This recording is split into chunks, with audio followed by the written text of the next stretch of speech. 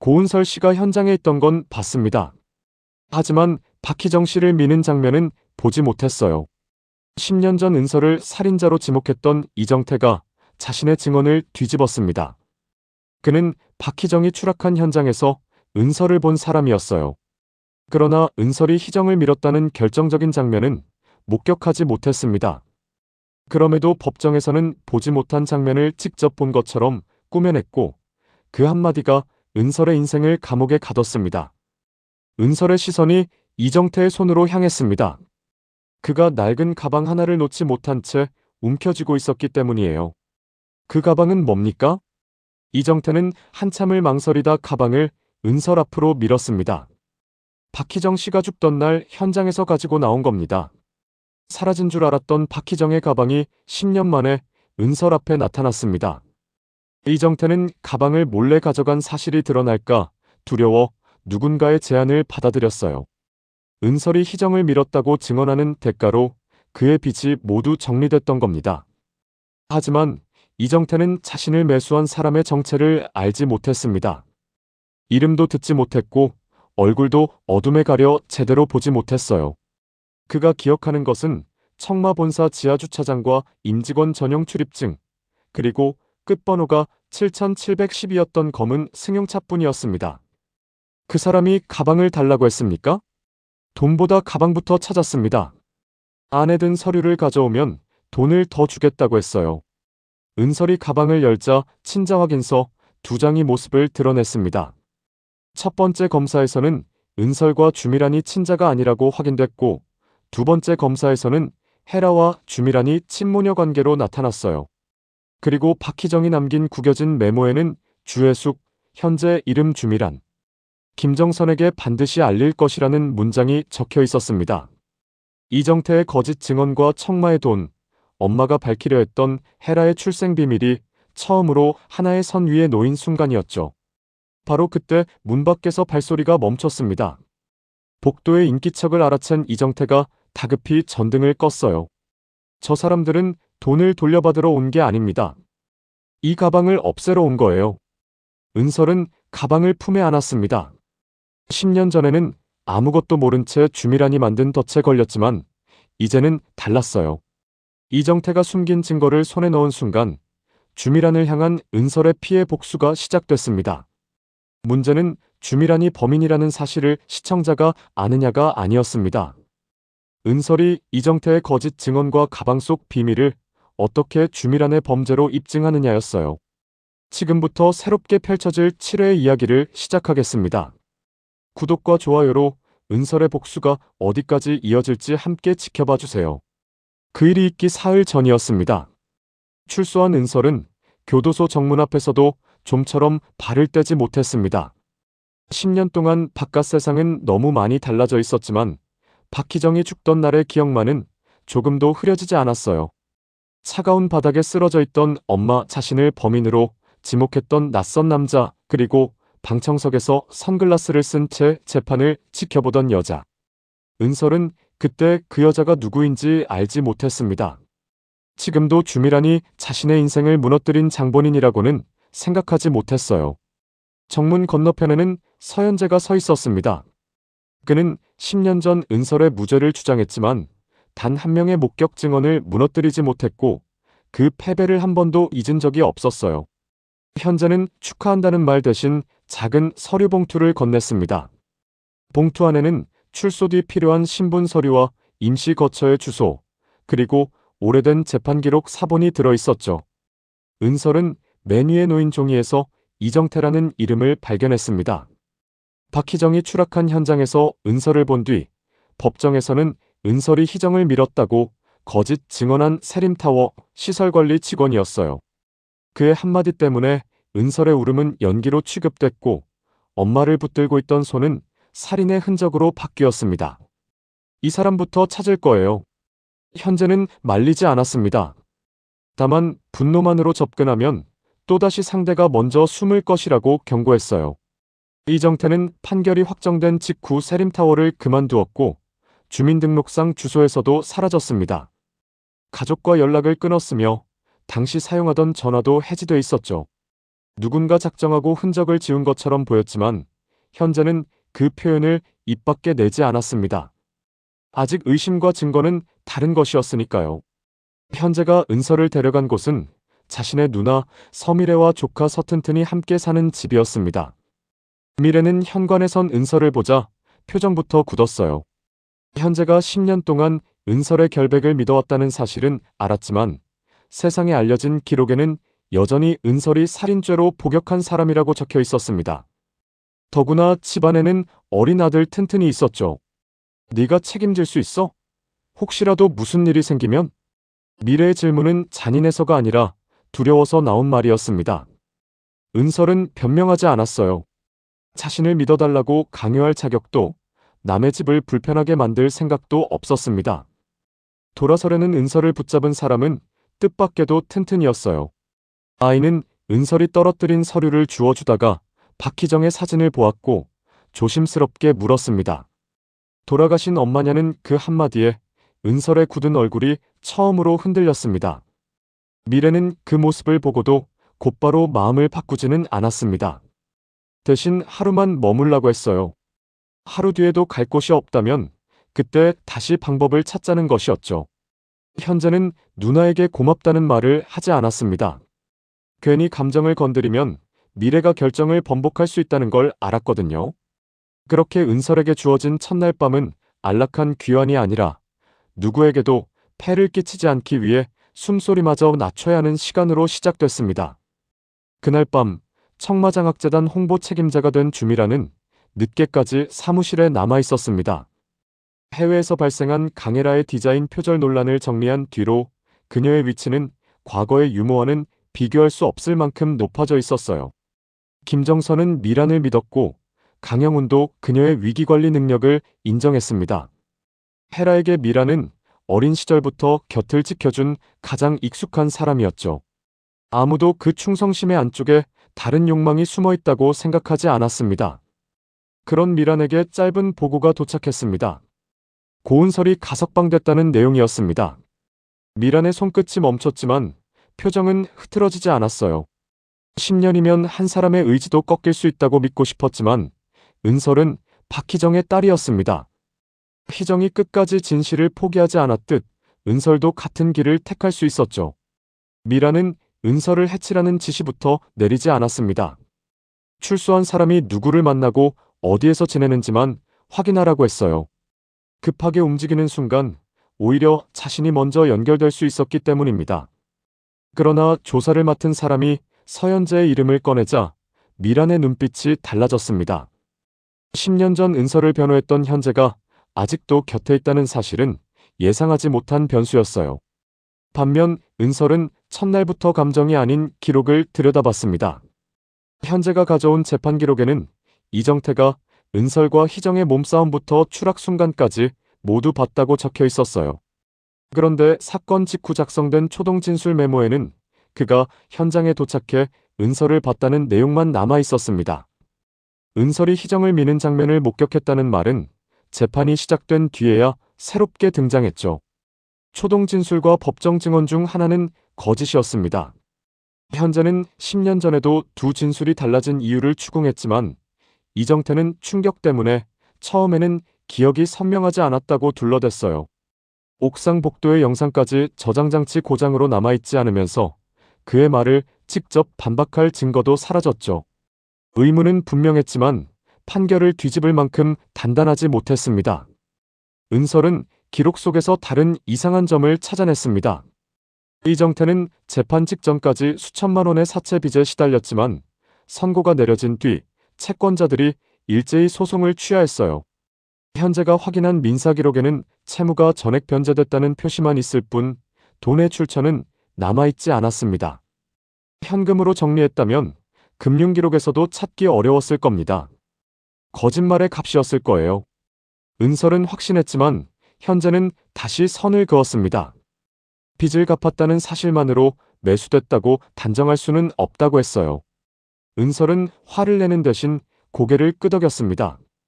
감옥에서 가장 먼저 배운 것은 억울함이 크다고 증거가 되는 것은 아니라는 사실이었습니다.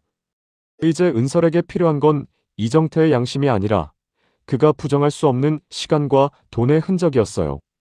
두 사람은 세림타워에서 함께 근무했던 사람들을 차례로 찾아갔습니다. 대부분 오래된 사건을 떠올리기 싫어했고 몇몇은 이정태를 전혀 모른다고 잡아댔어요.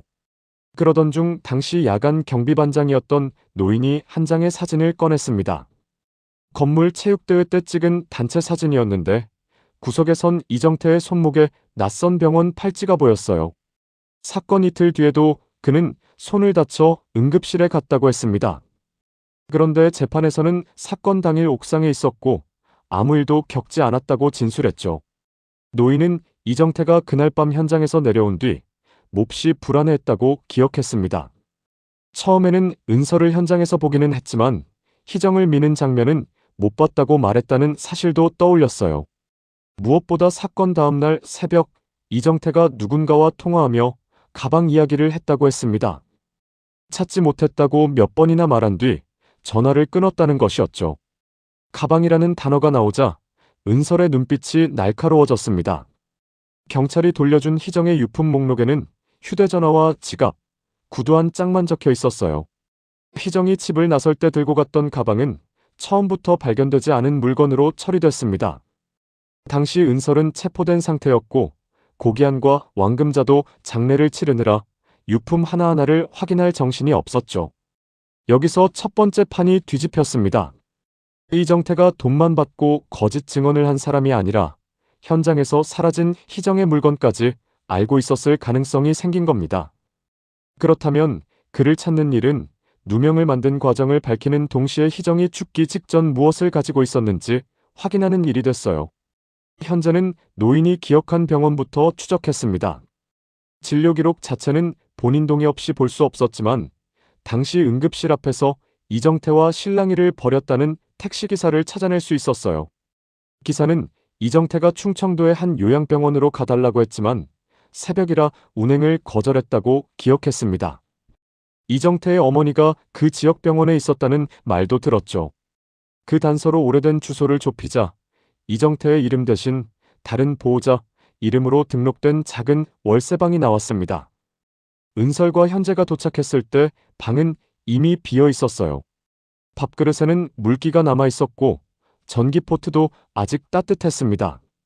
누군가 두 사람보다 조금 먼저 이정태를 빼돌린 셈이었어요.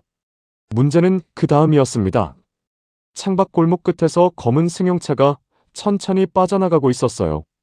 은설은 번호판 전체를 보지 못했지만 끝 네 자리 가운데 7712만큼은 분명히 기억했습니다. 현재가 차를 따라가려 했으나 은설은 방 안부터 살폈어요. 급히 떠난 사람은 반드시 무언가를 남긴다는 생각이었습니다. 싱크대 아래 쓰레기 봉투에서 찢긴 약 봉지가 나왔습니다. 약국 이름은 지워졌지만 복약 안내문에 다음 진료일과 의사성이 남아 있었어요. 현재는 합법적으로 확인 가능한 병원 대표번호와 진료 시간표를 맞춰 세 곳을 추렸습니다. 두 사람이 움직이는 동안 미란 역시 보고를 받고 있었습니다. 조사원은 이정태를 다른 곳으로 옮겼지만 그가 오랫동안 숨겨온 물건의 행방은 알아내지 못했다고 했어요. 미란은 처음으로 목소리를 높였습니다. 사람보다 물건부터 찾으라는 짓이었어요. 10년 전 희정의 가방이 경찰 유류품에서 빠졌다는 사실을 알고 있는 사람은 많지 않았습니다. 이정태가 그 가방을 가지고 있다면 안에 무엇이 들어있었는지는 확인하지 않아도 위험했죠. 미라는 과거 희정이 자신에게 내밀었던 친자 확인서를 떠올렸습니다. 원본을 빼앗아 없앴다고 믿었지만 희정이 복사본이나 다른 검사 결과를 남겨놓았을 가능성을 배제할 수 없었어요. 은설과 현재는 다음 날 아침 두 번째 병원에서 이정태의 흔적을 발견했습니다. 접수창구 직원은 개인정보를 알려주지 않았지만 로비에 놓인 분실물 보관함에서 이정태의 오래된 모자를 알아본 사람이 있었어요. 청소 업무를 하던 남자는 이정태가 일주일에 한 번 투석 환자를 데려오는 일을 돕다가 최근 갑자기 그만뒀다고 했습니다. 차가 없던 이정태는 늘 시외버스를 이용했고 집으로 돌아가기 전 강변의 낚시용품점에 들렀죠. 은설은 그가 갈 만한 곳을 쫓는 대신 그가 버리지 못한 습관을 따라갔습니다. 낚시용품점 주인은 이정태가 외상값을 정리하면서 당분간 먼 곳으로 간다고 했다는 말을 전했어요. 그날 그가 택배로 보낸 상자의 주소는 폐업한 여관이었지만 수취인 연락처 끝자리가 재판 기록 속 옛 번호와 같았습니다. 현재가 전화를 걸자 받지 않았고 잠시 뒤 근처 공중전화에서 회신이 왔어요. 이정태는 현재의 이름을 듣자마자 끊으려 했습니다. 은설이 전화를 넘겨받아 자신을 밝히자 수화기 너머로 거친 숨만 들렸어요. 은설은 용서하겠다는 말도 복수하겠다는 말도 하지 않았습니다. 그저 박희정의 가방을 가지고 있느냐고 물었어요. 그 질문이 끝난 순간 이정태의 호흡이 멈췄습니다. 은설은 대답 대신 침묵으로 사실을 확인했습니다. 당신이 본 걸 말해달라는 게 아니에요.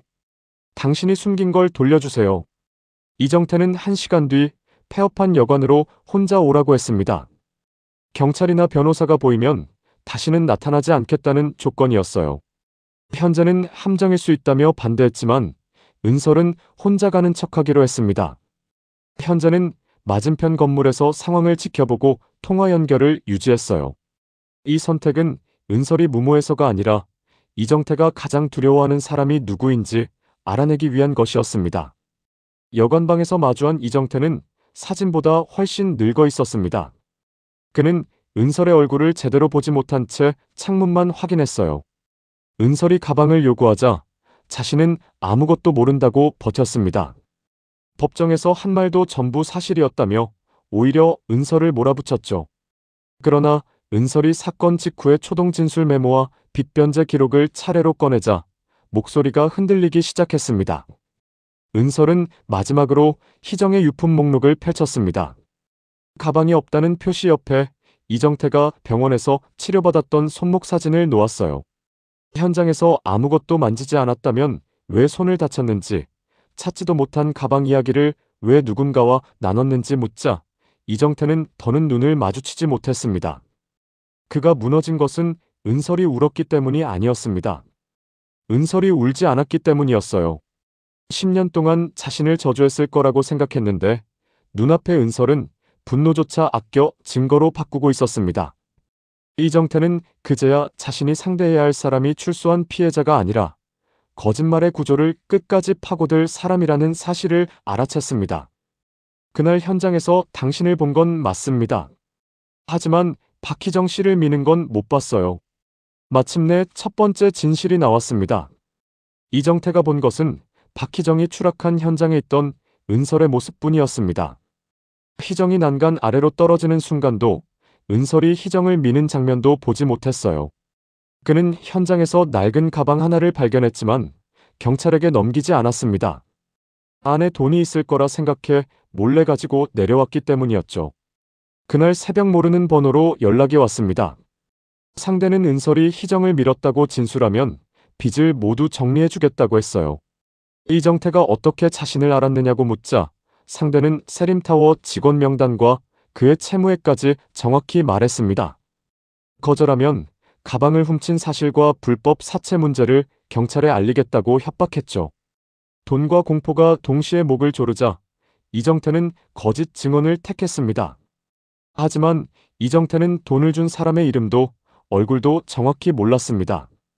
약속 장소는 청마본사 지하주차장이었고 돈을 건넨 남자는 모자를 깊이 눌러쓰고 있었어요.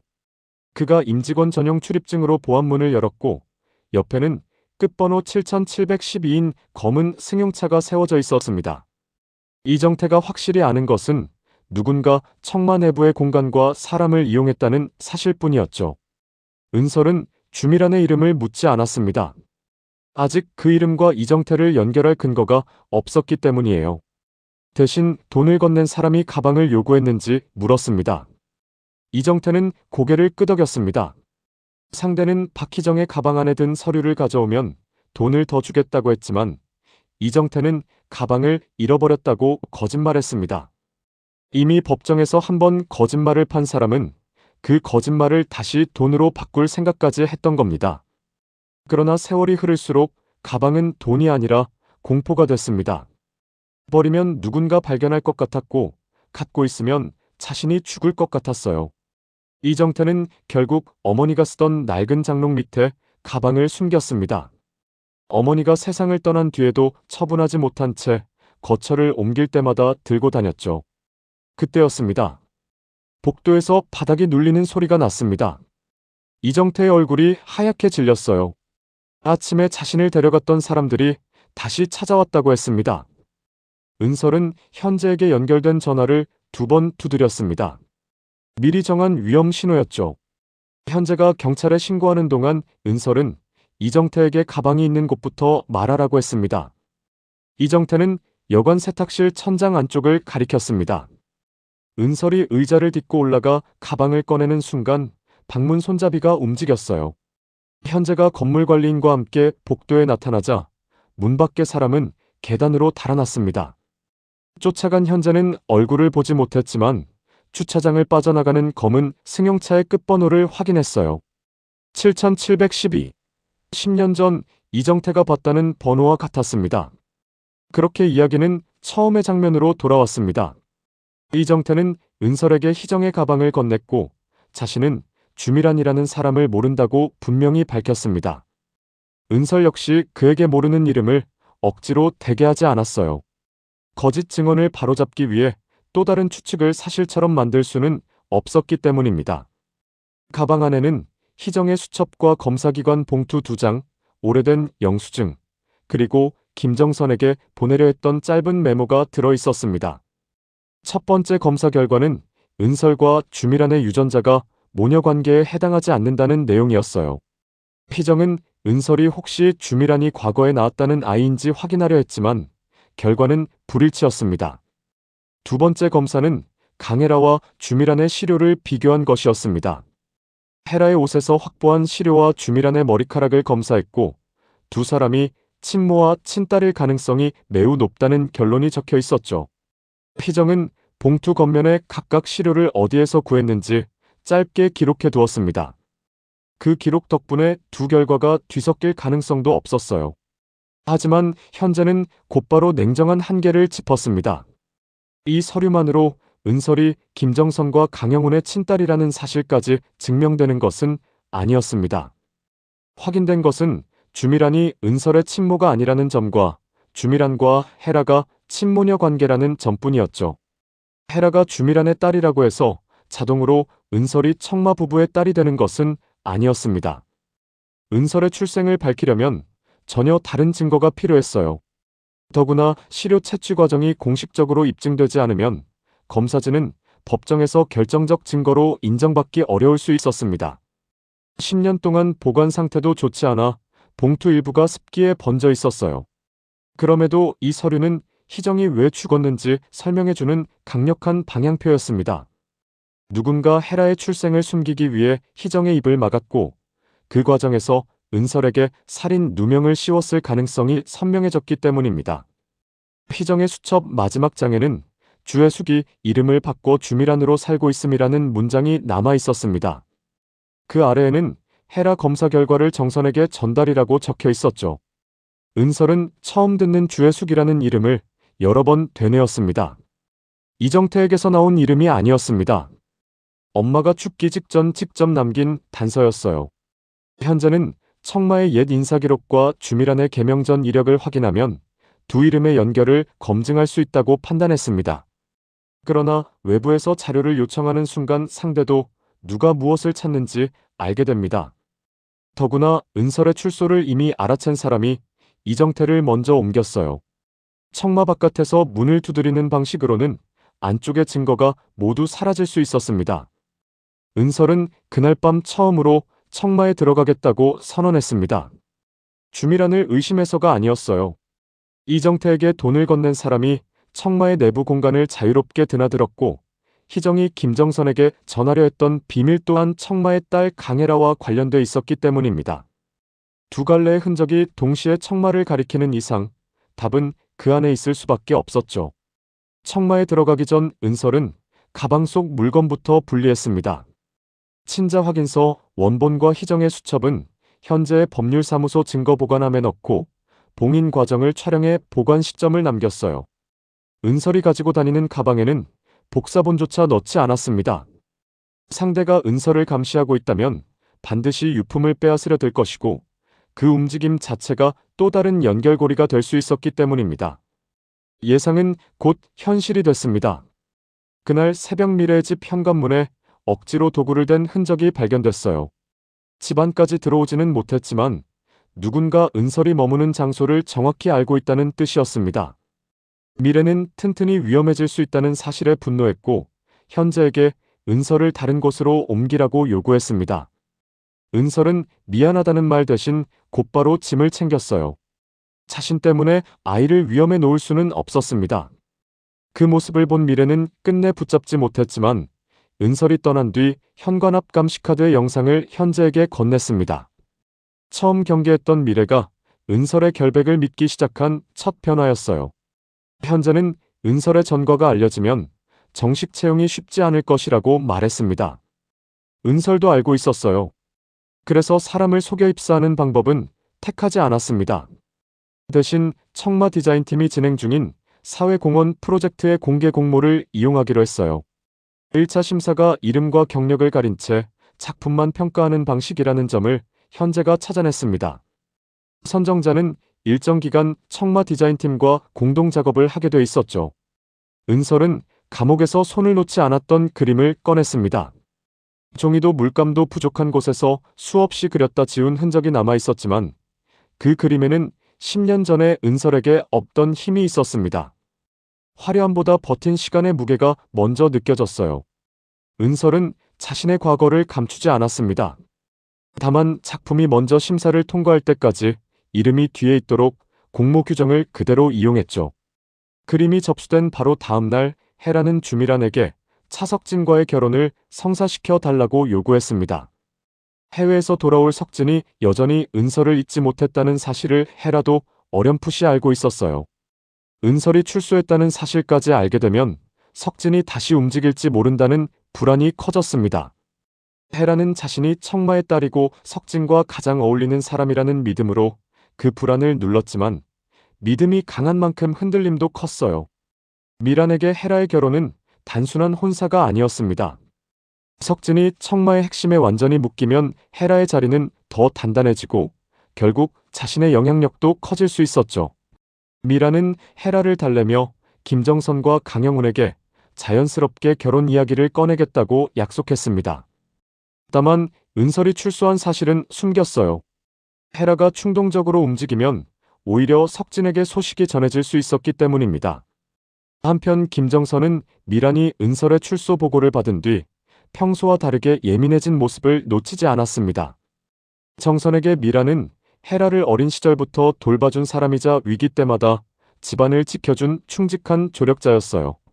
그러나 미란이 오래전 세림타워 관련 자료를 별도로 폐기하라고 지시했다는 보고를 듣자 작은 의심이 생겼습니다. 정선은 공개적으로 따지지 않고 미란이 청마가의 유모로 들어오기 전 어떤 이름으로 어디에서 살았는지 조용히 확인해 보라고 지시했습니다. 이 지시는 미란에게 곧바로 전달되지 않았습니다. 하지만 청마 안에서 과거 인사자료를 열람하려는 움직임이 생기자 보안 담당자가 미란에게 먼저 보고했어요. 미란은 누가 자신을 조사하는지 알 수 없었습니다. 은설인지 현재인지 아니면 자신을 믿어온 김정선인지 판단할 수 없었죠. 지금까지 미란은 상대가 무엇을 아는지 파악한 뒤 움직였습니다. 그런데 이번에는 서로 다른 방향에서 같은 과거를 향해 손이 뻗어오고 있었습니다. 청마의 공개 공모에서는 은설의 작품이 최종 후보에 올랐습니다. 헤라는 작품을 보는 순간 불쾌한 익숙함을 느꼈어요. 10년 전 미술대회에서 자신을 꺾었던 은설의 선과 닮아 있었기 때문입니다. 그러나 이름이 가려진 상태라 탈락시킬 명분이 없었죠. 다른 심사위원들이 작품의 완성도를 높게 평가하면서 결국 공동 프로젝트 참여작으로 선정됐습니다. 최종 발표날 회의실 문이 열리고 은설이 들어섰습니다. 헤라는 의자에서 일어나지도 못한 채 굳어버렸어요. 자신이 감옥으로 보낸 사람이 아니라 법원이 유죄를 선고한 사람이라고 스스로를 합리화해왔지만 눈앞의 은설은 그 구분을 한순간에 무너뜨렸습니다. 미란 역시 놀랐지만 헤라보다 먼저 표정을 정리했어요. 은설은 두 사람에게 따지지 않았습니다. 엄마의 죽음도 10년의 감옥 생활도 꺼내지 않았어요. 정식 절차를 거쳐 선정된 외부 협업자라며 조용히 인사했습니다. 그 태도가 오히려 미란을 더 불안하게 만들었습니다. 복수를 외치는 사람은 막을 수 있지만 아무것도 모르는 듯 행동하는 사람은 어디까지 알고 있는지 판단하기 어려웠거든요. 헤라는 당장 선정을 취소하라고 했습니다. 살인 전과자가 청마의 이름을 건 사업에 참여하면 회사 이미지가 무너진다는 이유였어요. 그러나 현재는 이미 공모 규정과 계약 조건을 검토해 두었습니다. 범죄 경력만을 이유로 사전 고지 없이 선정을 뒤집을 경우 부당한 차별과 절차 위반 논란이 생길 수 있었죠. 무엇보다 심사 과정 전체가 기록돼 있어 헤라 혼자 결과를 바꾸기 어려웠습니다. 강영우는 작품과 계약을 별개로 보자며 원칙대로 진행하라고 했습니다. 그에게 은설은 아직 특별한 혈연이 아니라 공모에서 뽑힌 작가일 뿐이었어요. 김정선도 헤라가 지나치게 흥분하는 모습을 의아하게 바라봤습니다. 정선은 은설이 자신의 친딸이라는 사실을 알지 못했지만 오래전 미술대회에서 보았던 재능 있는 학생이 살인자가 돼 돌아왔다는 사연에는 묘한 안타까움을 느꼈습니다. 헤라는 정선의 시선이 은설에게 머무는 것만으로도 불안해졌습니다. 이유를 설명할 수 없는 불쾌감이었어요. 평생 엄마라고 믿어온 김정선의 관심은 자신의 것이어야 했고 청마의 유일한 딸이라는 자리도 누구와 나눌 수 없었습니다. 헤라는 아직 주미란이 자신의 친모라는 사실도 은설이 김정선과 강영훈의 친딸이라는 사실도 몰랐습니다. 그래서 그 불안이 어디에서 시작되는지조차 알 수 없었죠. 은설이 청마에 들어온 뒤 가장 먼저 한 일은 미란을 추궁하는 것이 아니었습니다. 공동 프로젝트에 필요한 과거 장학재단 자료를 요청했어요. 청마가 10여 년 전 지원했던 미술 장학생들의 기록을 디자인해 반영하겠다는 명분이었습니다. 그 자료에는 당시 재단 출입 차량과 행사 담당 부서의 기록도 일부 포함되어 있었죠. 은설은 7712 차량부터 찾았습니다. 현재가 외부에서 확인한 차량 등록 정보만으로는 현재 소유 관계밖에 알 수 없었지만 내부 운행 일지에는 과거 사용 부서가 남아있을 수 있었어요. 예상대로 오래된 전산자료 일부가 보존돼 있었습니다. 다만 사건 당일의 운행 기록 한 장만 비어 있었죠. 앞뒤 날짜는 멀쩡한데 박희정이 죽은 날의 기록만 삭제돼 있었습니다. 삭제는 우연이 아니라 누군가 그 날짜를 의식했다는 뜻이었습니다. 은설은 자료 담당자에게 이유를 묻지 않았어요. 대신 출력 목록과 결제자, 이름만 눈에 담았습니다. 당시 차량은 회장일가 지원 업무와 장학재단 행사를 함께 담당하던 공용차였고 운행기록 수정 권한은 제한된 직원에게만 있었습니다. 이것만으로 미란을 지목할 수는 없었지만 이정태가 본 차량과 청마 내부 기록이 처음으로 연결됐어요. 미란은 은설이 차량 자료를 열람했다는 보고를 받자 곧바로 회의실로 향했습니다. 그녀는 은설에게 과거 일에 집착하면 다시 상처만 입을 수 있다고 충고했어요. 겉으로는 걱정처럼 들렸지만 은설은 그 말 속에서 자신이 무엇을 찾는지 떠보려는 의도를 알아챘습니다. 은설은 미란에게 이정태를 찾았다는 사실을 숨겼습니다. 가방과 친자 확인서도 말하지 않았어요. 대신 세림타워에서 사라진 엄마의 유품을 찾고 있다는 말만 건넸습니다. 미란의 시선이 아주 잠깐 은설의 손으로 내려갔어요. 가방을 들고 왔는지 확인하려는 반응처럼 보였습니다. 은설은 그 짧은 흔들림을 놓치지 않았지만 곧바로 결론 내리지 않았습니다. 미란은 당시 헤라의 유모였고 희정과도 아는 사이였어요. 유품에 관심을 보이는 것만으로 살인이나 매수의 증거가 되지는 않았습니다. 은설은 미란의 표정을 기억해두는데 그쳤습니다. 감정으로 서두르지 않는 태도 자체가 미란에게 가장 큰 압박이 됐죠. 그날 저녁 현재는 이정태의 진술을 영상으로 남겼습니다. 이정태가 다시 말을 바꿀 가능성에 대비해 자신의 선택으로 진술한다는 부분부터 확인했어요. 하지만 이정태는 법정에서 바로 증언하겠다는 약속은 하지 못했습니다. 자신을 찾아온 사람들이 청마와 연결돼 있다는 공포가 여전히 컸기 때문입니다. 현재는 그를 몰아세우지 않았습니다. 대신 10년 전 거짓말로 은설이 잃은 시간을 구체적으로 말해주었어요. 박희정의 장례에도 제대로 서지 못했고 차석진과의 관계도 끊겼으며 가족은 집을 잃고 흩어졌습니다. 이정태는 자신이 돈을 받고 한 문장이 한 사람의 10년만이 아니라 주변 사람들의 삶까지 무너뜨렸다는 사실을 처음으로 똑바로 마주했습니다. 여기서 끝이 아니었습니다. 미란이 보낸 조사원은 이정태에게 직접 접근하지 못하자 그의 어머니 장례비와 과거 채무 자료를 들고 경찰을 찾아갈 준비를 했습니다. 이정태가 가방을 훔쳤고 거짓말로 돈을 뜯어내려 했다는 사실만 부각하면 그가 지금 진실을 말해도 또 다른 협박으로 보이게 만들 수 있었어요. 미라는 증인을 없애는 대신 신뢰를 먼저 죽이려 한 겁니다. 은설은 그 수를 예상했습니다. 그래서 이정태의 말보다 독립된 기록을 먼저 모았어요. 근무일지, 채무 변제 시점, 사건 다음 날의 통화 흔적, 7712차량, 희정의 유품 목록, 그리고 가방 속 검사서까지 서로 다른 출처의 증거를 시간순으로 맞췄습니다. 하나만으로는 부족했지만 여러 조각이 같은 방향을 가리키면 거짓 증언의 재심 가능성을 열 수 있었죠. 현재는 재심을 서두르지 않았습니다. 상대가 증거를 얼마나 알고 있는지 모르는 상태에서 신청하면 부족한 부분부터 공격당할 수 있었어요. 먼저 이정태의 거짓 증언을 입증하고 그에게 돈을 건넨 사람과 청마 차량의 연결을 확인한 뒤인 희정이 살해된 동기까지 제시해야 했습니다. 은설은 당장 무죄라는 말을 듣는 것보다 다시는 뒤집히지 않을 판을 만들기로 했어요. 반면 헤라는 은설이 청마에 들어온 뒤 석진에게 연락했습니다. 결혼 이야기를 서둘러 달라는 말이었지만 석진은 확답하지 않았어요. 해외에 머무는 동안에도 은설을 잊지 못했던 그는 귀국을 준비하고 있었습니다. 헤라는 은설의 출소 사실을 말하지 않았습니다. 석진이 자신보다 먼저 은설을 찾을까 두려웠기 때문이죠. 미라는 헤라에게 흔들리지 말라고 했습니다. 김정선과 강영훈의 딸이라는 사실만으로도 누구도 헤라의 자리를 빼앗을 수 없다고 달랬어요. 그 말을 하는 미란의 마음은 복잡했습니다. 헤라가 청마의 딸로 남아야 자신도 살아남을 수 있었지만 친딸인 헤라가 자신을 유모 이상으로 보지 않는 현실은 오래된 상처이기도 했습니다. 그래도 미라는 모성보다 욕망을 먼저 택했습니다. 헤라가 진실을 아는 순간 자신을 친모로 받아들이기보다 모든 것을 빼앗은 사람으로 미워할 가능성이 더 컸기 때문입니다.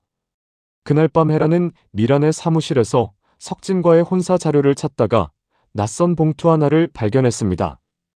은설이 가지고 있던 원본이 아니라 10년 전 미란이 희정에게서 빼앗아 보관해 온 검사 결과의 일부였습니다.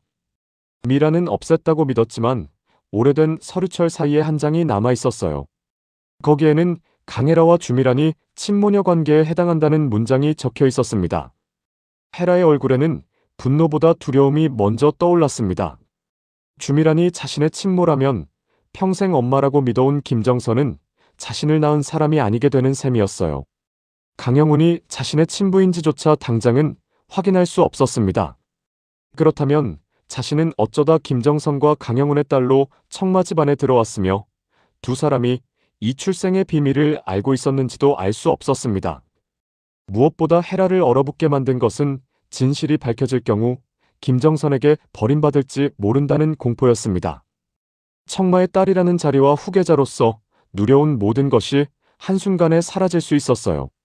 헤라에게 김정선은 지금까지 단 한 번도 의심해 본 적 없는 엄마였습니다.